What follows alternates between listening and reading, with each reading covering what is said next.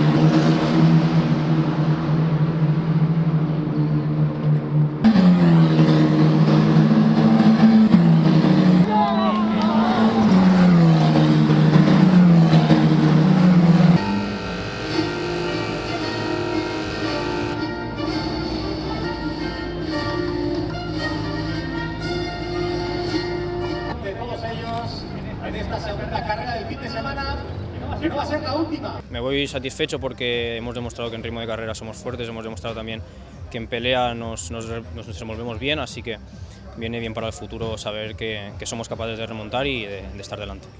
Pues mis objetivos básicamente es seguir entrenando en el CTDEM para seguir mejorando y preparar Portimao tal y como lo hemos hecho aquí, que ha sido con mucho detalle, controlando cada pequeña situación de carrera que se nos pudiera ocurrir, y así nos ha ido el fin de semana, así que no creo que haya que cambiar mucho, hay que seguir trabajando en esta línea y los resultados seguirán llegando. Lo mejor del fin de semana, todo. Confirmar que estamos en el mejor año de la Fórmula de Campeones y la constatación inequívoca de que el centro de tecnificación, de que el CTDEM, lo único que va a hacer es dar campeones. Yo creo que no ha quedado ninguna duda.